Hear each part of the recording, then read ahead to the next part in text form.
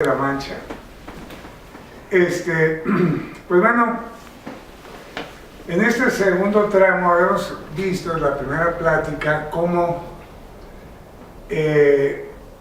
la locura que nos presenta a través de Don Quijote y de los muchos personajes que aparecen en la película, porque es una película esta novela, cometiendo locuras, porque como ya lo vimos desde siempre, el Quijote no es el único loco o la única forma de locura que vemos. La que sí nos interesa es la de Don Quijote y cómo se va transformando desde la alucinación original de creer que los molinos sean gigantes o vivirlos como tales y expresarlo así, a ir poco a poco, ya en la segunda parte sobre todo, reconociendo un poco más la realidad de las cosas, como llegar a las ventas y no creer que son castillos. Lo habíamos visto que va poco a poco hacia la cordura final, que es como vamos a terminar hoy de ver el último tramo, después de que pasa por con los duques, que está ahí hospedado y que todas aquellas burlas, y vamos a ver cómo se trasladan hacia Barcelona, dejando de ir a donde iban originalmente, a Zaragoza, y el regreso a casa. Esta transformación ya la hemos platicado a lo largo de los distintos tramos que hemos recorrido del libro, pero hoy quisiera terminar hablando de ese tema y empezar, para referirme a él, a un hallazgo antropológico de la paleontología actual. Ahí en Atapuerca, es un sitio en España, cerca de Burgos, que es una excavación que es única, porque es como muchos niveles, y en cada nivel, que son de cientos de miles de años de diferencia entre uno y otro, donde hay vestigios, de cómo fueron llegando distintos tipos de humanoides, hasta llegar hace 500.000 años, hay enterramientos ahí que han encontrado, y aparte de una cantidad y una calidad de los huesos, y una cantidad de osamenta, que no existen en otras partes del mundo. O sea, es quizá el yacimiento mayor y más importante, paleontológicamente hablando, con respecto a vestigios humanos. Y las gentes encargadas de ahí, en la lumbrera, es Juan Luis Arzuaga, de nombre vasco. Y él, entre lo que ha estudiado, que aparte está el director de un museo muy importante sobre el hombre ahí en Burgos, sobre toda la evolución pues, del humano, y esta idea central que yo les quiero comunicar, que es algo ya consensado en la ciencia, es que hubo un momento hace 500.000 años cuando se hace ver el despegue de la inteligencia humana por los enterramientos funerarios. Aunque sea un amontonamiento de cadáveres, ya se ve que no había otra intención más que esa, porque más antiguamente hay otros vestigios, digamos de hace 1.000.000 de años, o menos quizá, no recuerdo ahorita exactamente la cantidad, pero de mucho antes, en donde se ven comidos los huesos, o sea que fueron más bien víctimas de que un grupo hizo prisionero o mató a otro grupo y se los comieron, y ahí dejaron los vestigios, y los que se comieron son huesos que se ve claramente que hubo canibalismo muy anterior a este otro, en donde más bien fue un acto que consideran los humanos actuales, consideramos rasgo humano, esa compasión, esa empatía, esa identificación y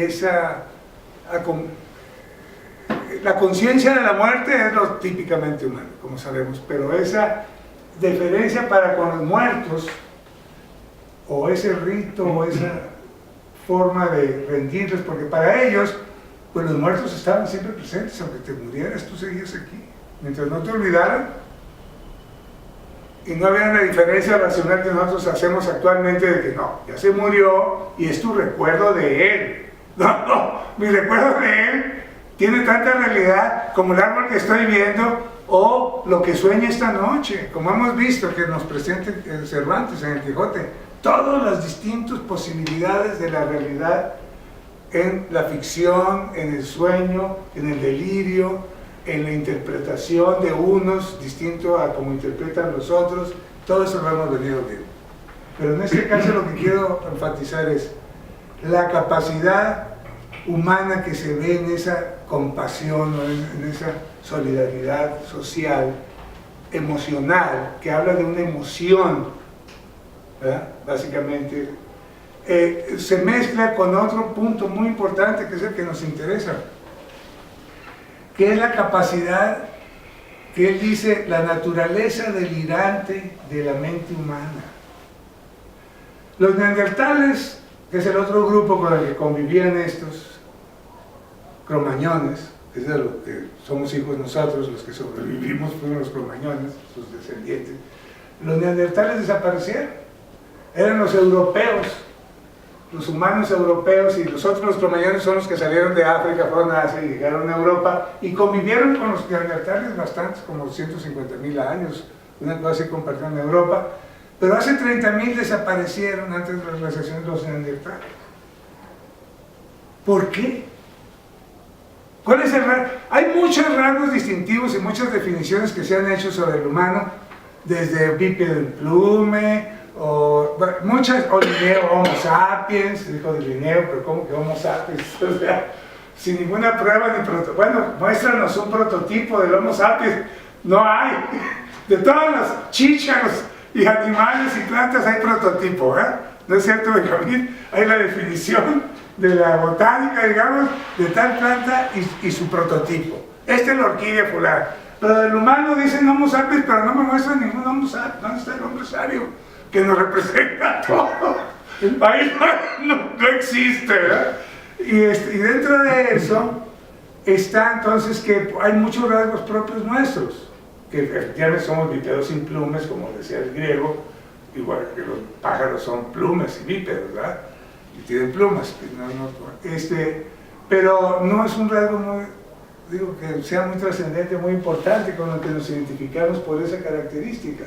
Sin embargo, la naturaleza delirante de la mente sí es algo asombroso.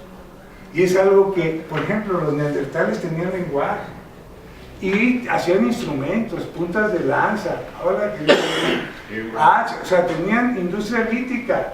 Se creyó mucho tiempo que no, se les atribuía que eran más torpes de lo que realmente ahora ya se sabe que no, que porque hay vestigios de ellos, y por eso es lo que estoy diciendo, lo que dicen los científicos, no lo que yo no estoy más que transmitiéndoles ese conocimiento. Y entonces la gran pregunta es ¿por qué se extinguieron? Número uno, obviamente, porque si hubiera habido un enfrentamiento por un recurso, pues cualquiera de los dos grupos hubiera sido más fuerte, pero generalmente no se lleva el exterminio sino la dominación, y terminan mezclando, eso es lo normal. Solo locos como Hitler se proponen el exterminio de alguien, de un grupo, o algunos tutsis, no nomás, pero es el prototipo de loco que busca el exterminio de un grupo como objetivo, ya, no como para ganar ni someterlos. Pero eso estamos hablando de otro tema. Pero ahorita lo más importante es que yo quiero resaltar esa naturaleza delirante de la mente, que es nuestro verdadero rasgo distintivo y lo que nos hace, aparte, participar no solo física y biológicamente en la biosfera y en el universo, porque sabemos que estamos hechos de las mismas partículas que las estrellas y que todos los volcanes y las flores y todo, participamos de la misma física, ¿no? Y dentro de la biosfera pues somos unos mamíferos igual que los demás mamíferos, o muy parecidos a ellos y más a nuestros primos y demás, y sobre todo los que tienen cerebros como grandes como elefantes, delfines y demás, y tenemos claro nuestra posición en el mundo biológico, y en ese sentido ahí los neandertales, su capacidad simbólica de un lenguaje práctico que tenían para hacer instrumentos y trabajar en grupo y criar a sus hijos familiarmente, en grupo, de protegerse, también los cromañones, o sea que en ese sentido eran iguales. Y es mucho tener un lenguaje, es una capacidad tremenda, lenguaje simbólico, más allá de señales como las abejas o las hormigas o lo que sea. Y él lo atribuye, o los paleontólogos lo están atribuyendo a esa, que el cromañón se especializó mucho en esa capacidad que tiene la mente de la imaginación y la capacidad de hacer que las apariencias sirvan de símbolo para crear nuevas situaciones o expresarte en forma artística. Ser capaz de utilizar las apariencias del mundo para una combinación y una generación de escenarios que puedes prever o imaginar que vaya a suceder o recordar y luego transfigurar. Esa capacidad plástica de la imaginación en el Cromañón se desarrolla todavía más intensamente que en el Neandertal. Y es una imaginación que ya no se necesita para sobrevivir en el medio físico. No sirve para ganarle a cazar ciervos, ni para protegernos de los leones, ni para vestirnos contra el frío, ni para hacer anzuelos para pescar. Esa con inteligencia práctica, racional, típica de un Neandertal, es suficiente. Esta otra, la simbólica, la artística, la mágica, la que inventa que el mundo está animado, o luego a un dios que creó ese mundo, pero antes no, ellos no. Para ellos los muertos estaban aquí, como les digo, igual que las fuerzas de lo sagrado, todo era sagrado, y la fuerza de la divinidad estaba aquí, en este mundo, no en otro mundo. Las rocas desde sí les hablaban, los atardeceres, los árboles, el pájaro, las estrellas, todo les hablaba. Ellos eran parte de eso, de una manera tan intensa que ahora estamos echando de menos, que estamos dislocados, ¿verdad?, de esa experiencia, de esa participación, pero eso es otro tema. Ahorita vamos a esa capacidad delirante, nos distingue y es gratuita. Quiero decir, es gratuita, es, por supuesto que es gratuita, pues todo es un don que desarrollaron las células y los átomos y crearon esta nueva diferencia en la materia que se dio por primera vez con nosotros. No existía en la biosfera una conciencia imaginativa reflexiva. Hay mucha conciencia animal, mucha conciencia de muchos tipos, pero reflexiva, crítica, autoexaminadora e inventor, y sobre todo la capacidad de crear un mundo como la tenemos nosotros, que claro, la tienen los pájaros, las moscas y todos, cada quien inventamos un mundo que sentimos y que crea nuestro sistema nervioso, ¿verdad?, adecuado a nosotros, a nuestras necesidades, a nuestro vivir en esta experiencia del universo que vivimos. Que eso es lo tremendamente difícil de asumir actualmente. Lo que la ciencia sabe, para que se haga de la opinión pública, que no sean las versiones de hace 2000 años, que con la agricultura y la ganadería, o hace 10.000 años, mejor dicho, hace 10.000 años con la agricultura y la ganadería de las primeras ciudades, y la creación de las primeras religiones, y la personificación ya de dioses tutelares frente a otros, ¿verdad? Esa capacidad que tenemos de crear identidades abstractas, que no existen, que nos dan idea, que nosotros somos sirios, ay, aquellos son judíos, y aquellos son italianos, y estos son mexicanos, son entidades creadas simbólicas por nosotros, que no tienen las otras especies, y nos subdividimos en quién le va a la Atlas y quién le va a las Chivas, y quién vive en la colonia fulana de tal y quién vive, o sea, es inagotable y aparentemente sin límites la complejidad de la imaginación humana. Esa es lo que vemos y leemos en la novela que se llama Don Quijote de la Mancha, que así es la realidad. Pero Cervantes no sabía esto que la ciencia sabe ahora. Cervantes intuyó como artista un personaje que deliraba y el mundo deliraba. Y los condes deliran con aquellas teatralidades en que lo meten y no se sabe si son más burlados, como dice el cura, que es el eclesiástico que sale ahí, ellos son más locos que los mismos, el Quijote y Sancho, ¿verdad? Y todo el mundo vive una fantasía, porque cuando salen con los condes, van Sancho y el Quijote, y lo primero que encuentran en su camino es a unas gentes que están ahí, unos peones, ¿verdad?, con unos bultos tapados, y les preguntan que qué tienen ahí. Entonces, ¿qué esconden? Ya luego Don Quijote busca una aventura. Dice, nada, llevamos unos cuadros para un retablo de nuestra aldea y nos los puedes enseñar. Claro. Los descubren y es un San Jorge, que es un caballero luchando contra Satanás, como sabemos, ¿verdad?, y luego otro lo descubren y es un San Martín compartiendo su capa con un pobre, y descubren otra y es, bueno, son caballeros. Santiago. Santiago, estaba Santiago contra los moros en otro de los cuadros. Estaba Santiago y por eso le pregunta a Sancho, ¿y por qué gritan Santiago, cierra España? ¿No? O sea, el grito de ataque contra los moros, entonces ya le da una explicación el Quijote. Santiago Matamoros. Santiago Matamoros, claro, contra los moros, pero Santiago es el...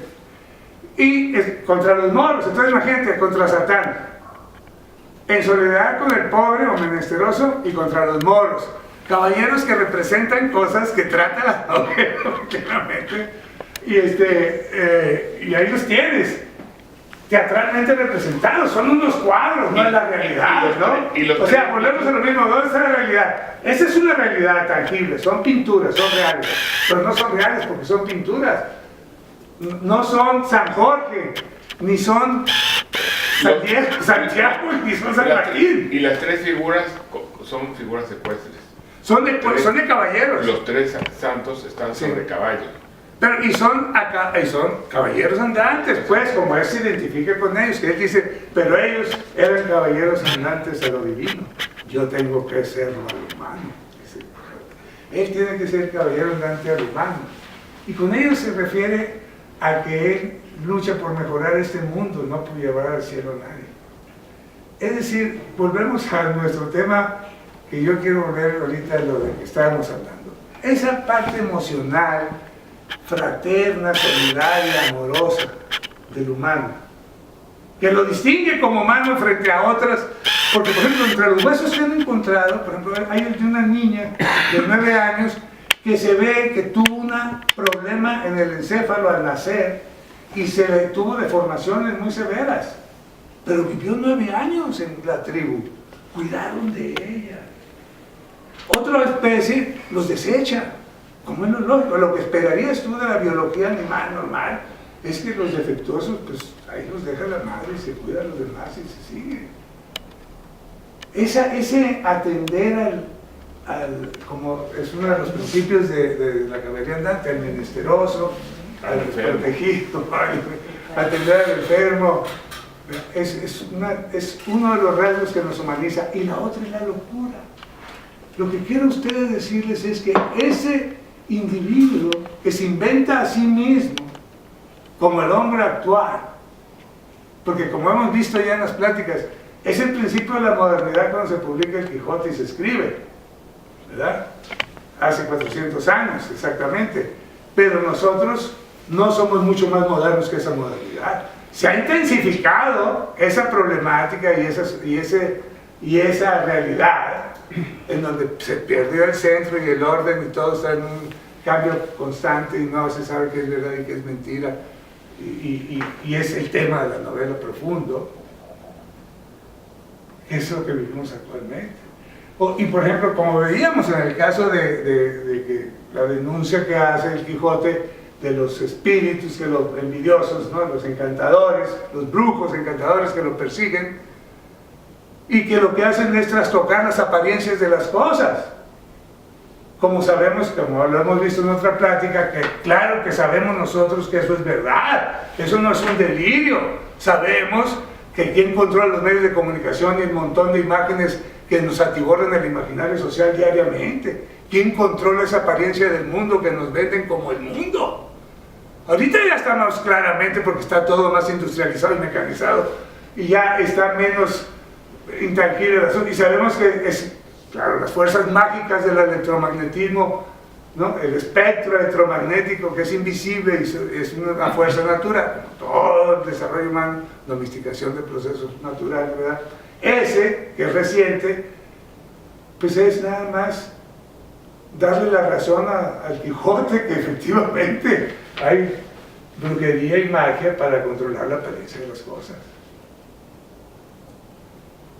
Y siempre es el famoso tema del complot. Entonces hay un complot, como dice nuestro candidato aquí, que alguien está como el Ginés de Pasamontes con el teatro de títeres que ya vimos en la otra plática, ¿verdad?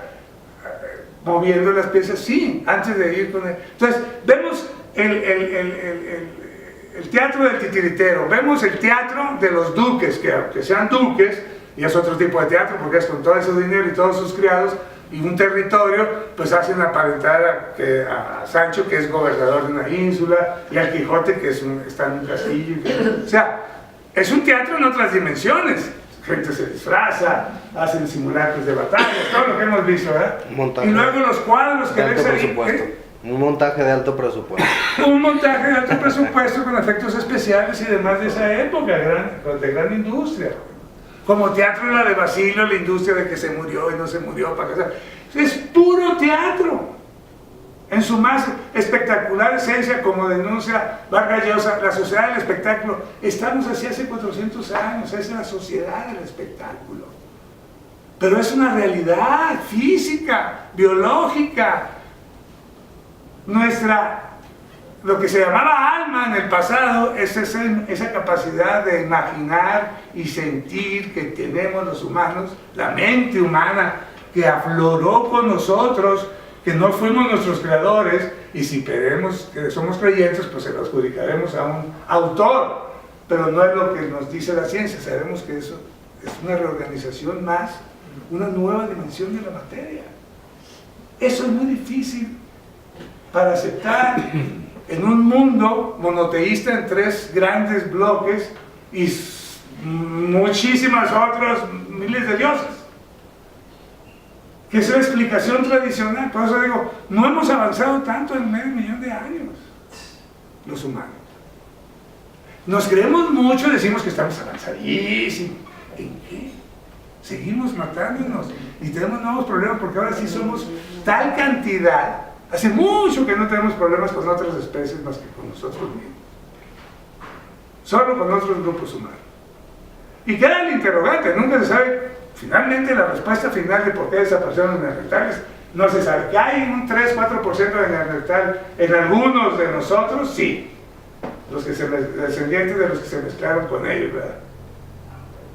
Pero, pues puedes imaginar lo que quieras. Hubieran sobrevivido a las glaciaciones que sobrevivimos los cromañones, quizá se nos hubieran puesto más difícil, porque realmente esa capacidad que vemos que está en forma irrisoria de locura, de disparate, de delirio, la vemos que va bajando y nunca opaca a la capacidad de raciocinio del Quijote. Su cultura, su parte letrada, y la parte del guerrero es totalmente alucinada. Él se siente un héroe, como ya hemos dicho, que viene, nos podemos remontar a Aquiles como el original guerrero, ¿verdad?, de nuestra cultura, y traérnoslos hasta el Quijote. Cambió de armadura casi nada más. Es el mismo guerrero que ha habido, ¿verdad?, a lo largo de coraza. Ya no es de bronce, ahora es de fierro, ya es de otro, pero ya a partir de ahí ya no, como habíamos visto en otra plática, ya en tiempos de Cervantes ya estaba la artillería, ya no se podía hacer héroe, guerrero así. Ya no hace nada Aquiles frente a un cañonazo de artillería, o un arcabuzazo como recibió Cervantes. Ya la guerra y la artillería había cambiado, por lo tanto el guerrero, ser héroe ya no era lo que él pretendía por la fuerza de su voluntad. Entonces, esos dos aspectos del personaje que ya lo hemos analizado, al que más le importa, independientemente de esos dos aspectos que se abrazan, porque es la parte violenta, la parte que por ejemplo en los gorilas es muy notorio como los machos agresivos, dominantes, son más grandes que las hembras, y ahí se maneja, la forma de organización es un macho con varias hembras y se pelean. Que no es igual con los chimpancés, que son más promiscuos, y no es igual que los otros, que no voy a entrar ahorita en detalle porque no es el tema de la plática. Lo importante es que ciertos rasgos tenemos nosotros como buenos primos de ellos somos, y esa agresividad que nos queda y que tenemos es parte de la parte del guerrero, sublimada en la parte de un guerrero que sea parte protector de los desvalidos, pues ya lo idealizas. Pero es un loco furioso el Quijote, ya lo hemos visto también. Está realmente desquiciado cuando casi mata a la gente. Y él sufre golpes de verdad. Casi mata en 2 o 3 ocasiones a los que confunde con sus enemigos, ¿verdad? Sí está de atar. Y ese personaje romántico del idealista frustrado queda ya tirado por un lado del camino, como hemos dicho, que fue una lectura que hicieron en el siglo XIX, pero ya ahorita tenemos que hacer otra lectura del Quijote. Porque ¿quién no se inventa a sí mismo actualmente? Vengas de donde vengas, de cualquier pueblo, de cualquier parte. Es más, eso es lo que se vende. El sueño americano es hazte a ti mismo. ¿Verdad? Aquí te puedes venir a convertirte en el que tú quieras. Pues claro, es el prototipo del personaje humano que va a predominar en el capitalismo moderno, que empieza allí. Ahí empieza la modernidad. Y el dinero es importante, indispensable, y si al principio no traía con qué pagar porque pensaba que no iba con su profesión andar pagando, luego sí llevaba su bolsa con el Sancho, acuérdense, liquidando las cenas y las ventas y pagando todo. Ya no sé, más realismo, pero era indispensable. O cuando le pide prestado a Dulcinea su sueño, 6 reales, ¿no? O sea, hay una realidad que voy a conseguirles contando. ¿Qué pasa después de los cuadros?